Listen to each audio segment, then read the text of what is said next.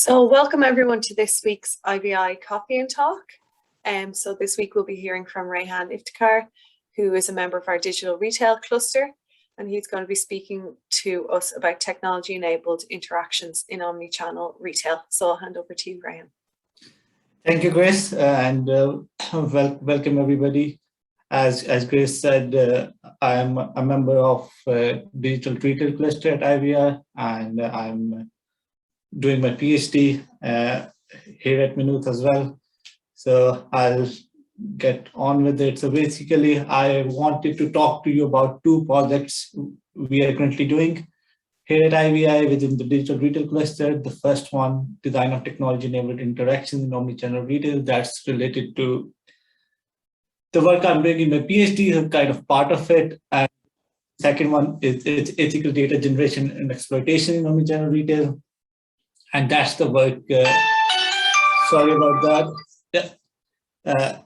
So that's the work we are doing in digital retail cluster together with our industry partners. And so the whole digital retail cluster team is involved in this project, the second one. So I'll first start with the technology-enabled interactions in omnichannel retail. So before I go into detail, like what are these and how we can model them, I just wanted to talk about why is it important to look into technology-enabled interactions. The kind of 10 to 20 years ago, even like that small amount of time before, the retail process or the interactions in retail were relatively simpler in terms of technology. And the main kind of competitive advantage the retailers had was their supply chain, the kind of assortment they had, and the locations within the country and those kind of things. But in the last 20 or so years, we have gradually seen this trend of customer experience being the differentiator. And because of the rise of the different types of technology in this period, what has happened is, so earlier a customer journey was you go into a store with the specific need in mind, you talk to it, and you either get the product or you get information, and you go back and get the product in kind of the second visit. And then you come and use the product. The technology, the role of technology was not that big, at least in terms of the front end. Like there was still kind of a great use of technology on the back end, on the supply chain side of the things. But on the front end, it was very minimal. And now recently with these technology, for example, augmented reality, virtual reality, self-checkouts, virtual chat, I've just like put three of the newest kind of technology interactions which have come over the recent years. And what that has done, it has completely changed the kind of journey we as customers go through. So if you look at the figure on the right side, you see pre-purchase, and there's so many different like technologies which are related to pre-purchase, and there are 3 different stages in pre-purchase. And so need recognition, information search, and consideration. And that used to be mainly like happen in a very small time period when you go to the retail store or when you go to the website, and that was kind of it. But now with social media, with augmented reality, with virtual reality, and this is going to continue, especially with AR and VR moving forward, that you would have so much access to different kind of information on the product that as customer, you would be spending a lot of time on pre-purchase, and then purchase and post-purchase would be relatively simpler compared to that. And the other thing which has happened is the type of interaction has changed. So mainly before it was interacting with a retail employee, human, but now there's kind of interaction with just the products. Then there's interaction with non-human kind of representation of retail. For example, if you're just going through a self-checkout, you don't need to interact with a human, you just interact with the machine and you go. And all of this has created a very complex area where retailers are struggling in terms of how to provide data, how to capture data, and how they can make this journey of a customer seamless. And from the data side of things, so what we are doing here, so we divided the customer journey into the three phases I talked about: pre-purchase, purchase, and post-purchase. And on the two sides, we have data provision and data capture. So what information, so data provision basically relates to what kind of information retailers can provide. And if you look at the small boxes on the top, so SM is social media, and then EW is e-commerce website, VR is virtual reality, PS is physical store. And through all the different channels, you provide different kind of information at different stages. And then in the red, you see the kind of technologies which are associated with provision of this data, and on the other side, capture of this data. So by developing this, what we are doing is helping the retailers identify the technologies in different stages of the customer journey, and also on the other side, how they can utilize these technologies to capture the data at a specific point and use all of this information together to make the journey of a customer seamless. So when they are moving within this whole sphere of different channels, their transition from one channel to the other channel is seamless. So that is the kind of motivation, and then the use and benefit of this research. And again, you see there are a lot of different technologies involved, and how information is captured using this technology is different. I'll not go into detail into each kind of technology, how we need to get information, give information, and how these technologies should talk to each other. So these are the kind of things we're looking into this research, but not going into detail here. Again, then this is an example of a more specific one kind of one journey, like to have an activity where the customer is using a virtual store, and they're booking an appointment, a virtual appointment with the sales associate. And even within this very small specific kind of a example and a relatively simpler journey, there are a lot of different points where retailers need to collect data and then provide data. And again, in this research, what we're doing is identifying which data needs to be collected, where, and what kind of data needs to be collected. So for example, if you look at this table on the right side, meaning, value, location, representation, actors, and events. So all of this data, how to collect this, and then what to do with it in terms of exploitation and generation. So this is again kind of the focus where we are going, and these flows help the retailers to identify within their different journeys how they can improve the seamlessness of the customer. And so I'll not go into more detail into this. We can talk about it in discussion more. I also wanted to kind of have introduced this other project we are working on in terms of ethical data generation and exploitation. So the first part, as I said earlier, was related more to my PhD project, and this is the work we are doing as a group in Digital Retail Cluster. And we have developed what we call the EDGE framework, so ethical data generation and exploitation framework. And what we're trying to do with this framework is to address the data governance challenges in retail, data redundancy, data privacy and security, and data sovereignty. And we are co-developing this with the different retail partners. So we want the different retail partners to be involved, so we can help them, they can help us to co-develop and look into these different areas which are identified here. So first of all, data strategy, data generation, data exploitation, data technology, and data exchange. So these are the kind of five main pillars of our framework.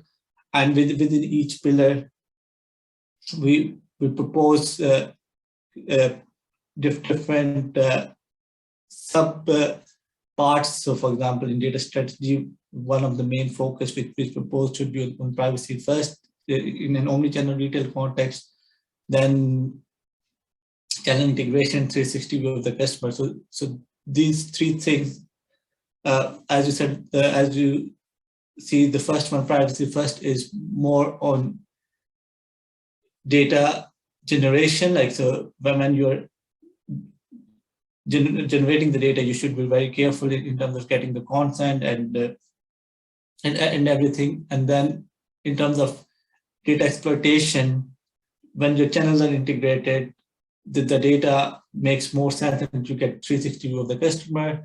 Similarly, the GDPR compliance, third-party data, how to deal with this. So what we are proposing and what we are going to develop further in this context is a roadmap for each one of these pillars, how retailers can go about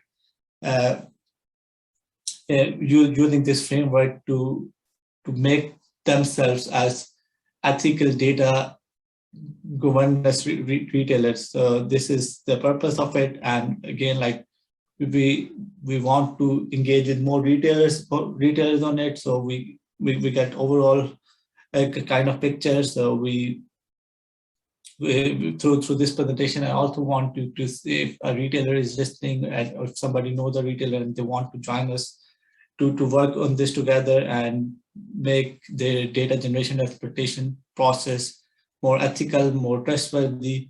We will be happy to engage with the different retailers. And yeah, this is kind of finish of my presentation. I just want to let you know that we have a big annual summit coming up on November 19th, and in which we have a lot of different speakers from different areas, including retail. And if you haven't signed up to it, please sign up. And if there's any information you need regarding this annual summit or any event to do with IVI, please contact us at info@ivi.ie.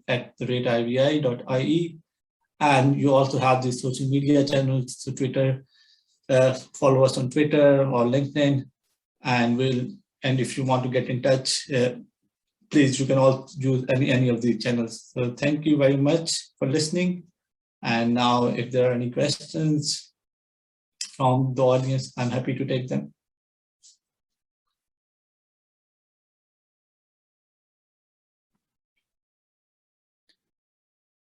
Thank you, Rehan, for your presentation. Very interesting projects. I have a question.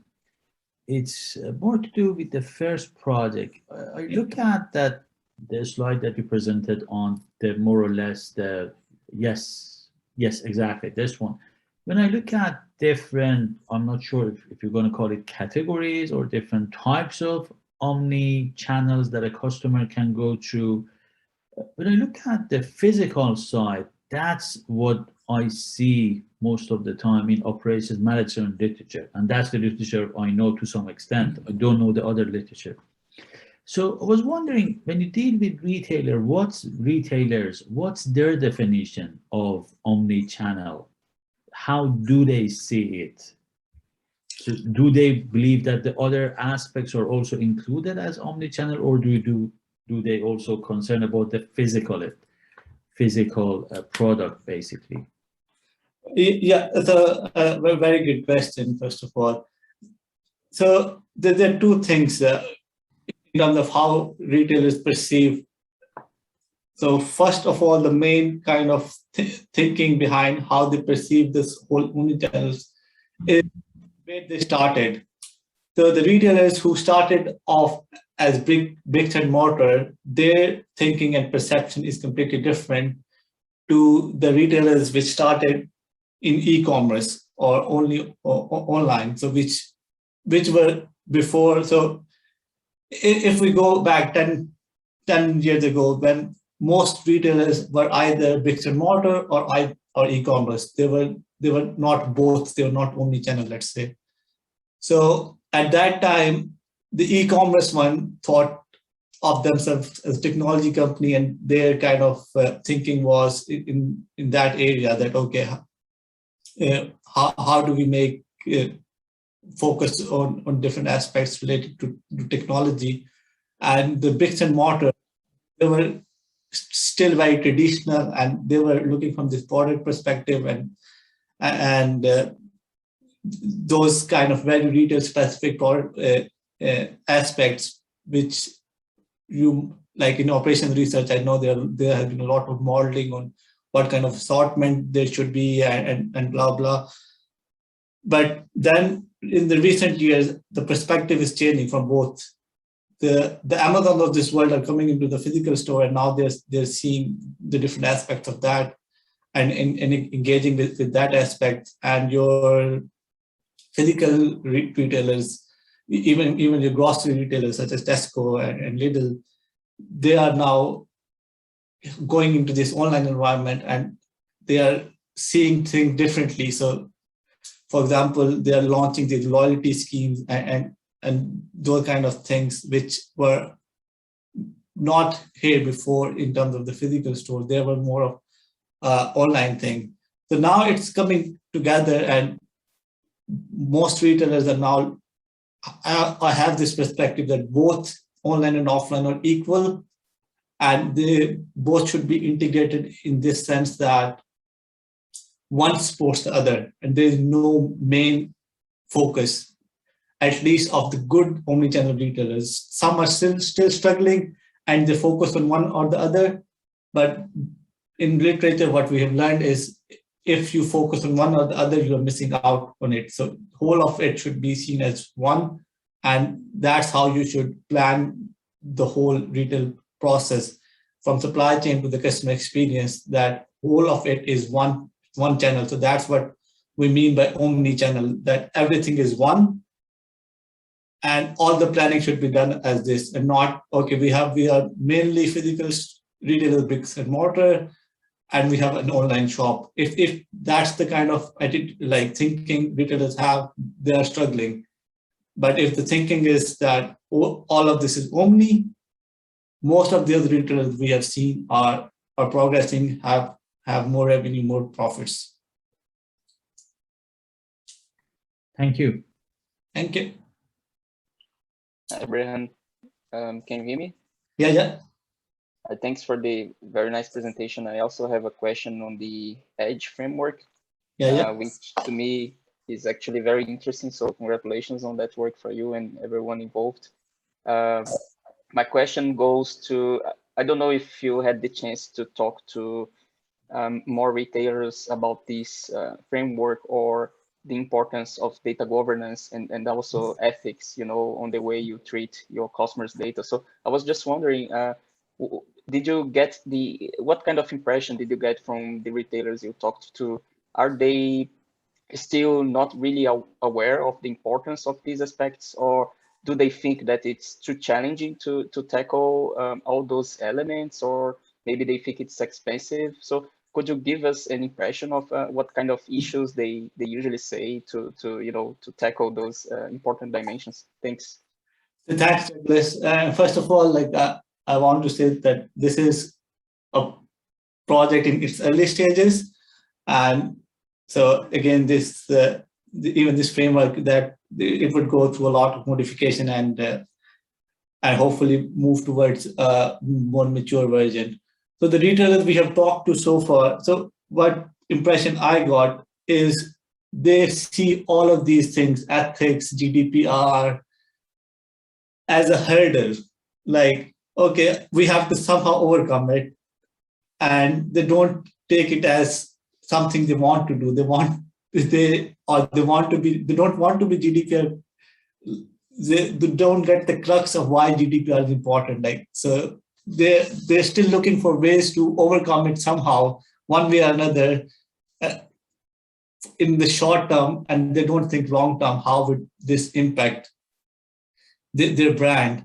And that's what we are proposing is going forward, ethical data exploitation would become kind of a brand thing, that those retailers who are not perceived to be ethical would be perceived as having less of a brand value and so on. But retailers we have talked to so far, what they're struggling with is to first of all grasp this concept that this is beneficial for them as well if they become more transparent, more ethical in all of the data handling they do. So that's the biggest thing I've noticed so far when we talk to retailers is they think, okay, we have to, okay, GDPR is an issue, we need a way around it. So that's, I think at the strategic level, that's the biggest problem. And then in terms of the different parts of it, still the 360 view of the customer or getting the connection between the online and offline is still a big issue in terms of data, that how they can connect and how they can then be transparent, ethical, and compliant to all the data related regulations. So these are the two main things which we have so far found out from talking to retailers. Great, thanks. Yes, Paul? Thanks, Rehan. It's very interesting to see the Edge framework. I was just wondering if you had, or if you think it'd be useful to take a look at the components of the ITCMF framework that address, you know, the data management and data use. So enterprise information management, data analytics, personal data protection, you know, and obviously security as well. I mean, have you considered security as well in terms of data, you know, data protection as part of data protection? Yes, Paul. So like till now, we didn't look into ITCMF in regards to Edge, but that is in our plans. So when we are putting more details in it and so after talking to retailers, so first we want to get the impression from retailers what they think, how they want it to develop, and then we, of course, as you said, ITCMF has a huge amount of details on different issues related to data management, and exactly some of these aspects would be very handy when it comes to the Edge framework. So we'll definitely consider, but right now we haven't put aspects from ITCMF into this, but again, that is something we want to do in the future. No, sure. Just wanted to make sure you're considering it. Yeah, sure. Yeah, and if I can, maybe just following on from Paul's question and Rehan, your answer to that. So first of all, I think this is a really great initiative and around data management, and also your first part of the presentation on your research. So I think that's really great. But I was just wondering, and you know, on this week we launched the Empower Data Governance program, which is a really big scale data governance project from business aspects, technology, and then ethical consideration in many different domains. And I understand this Edge framework is specific for retail and exploitation of data in retail. So I believe that this is kind of a necessary framework to actually really avail of the data, what's there, what can be generated or harvested around this. But how would you see the difference between, and the Empower program is just one of the programs, there's lots of movement around data governance, and there's also on a European scale. So what is the unique part of the Edge approach, which differs maybe from these big European, maybe more or less general frameworks? So is it actually maybe the capability focus on it? So how would you see that? What is the unique part in the Edge framework which is tailored to retail? Yes, a very good question, Marcus. Thank you for that. So first of all, as you said, so the first big thing of Edge compared to like any big data or general data governance framework is that it is very retail specific, and even not retail specific, it's omni-channel retail specific. So those aspects of the retail in which deals with channel integration and how retailers can benefit from the different channels within this data generation exploitation sphere. And the second thing is like what we are trying to do with Edge is as you said. So we are trying to equip the retailers with the capability. So kind of making sure that within different aspects of the Edge framework we identify the capabilities related to that, and we then identify how they can develop those capabilities. So it doesn't end with just telling them like this is a way to do, or these are the aspects to consider. How do they go about it? How do they develop those capabilities? And again, that is where we, being at IVI and with ITCMF, we come together and we have this great resource in ITCMF, which we also will take into account and develop this route or capability based approach which retailers can use. So that's how I see the Edge framework being different from the overall general, which are of course important and a lot of work, especially as you said, around Empower. So at a general level and becoming, for Ireland, becoming a data leader, that's of a different scale. What we are trying to do is in a bit different context. Yeah, I hope you're saying something like this. So it's not competing, it's actually complementary. So the Empower Data Governance Program and also the Edge framework in IVI. So I think this really a kind of a very nice synergy between the two initiatives. So thanks, Rehan. Thanks, Marcus.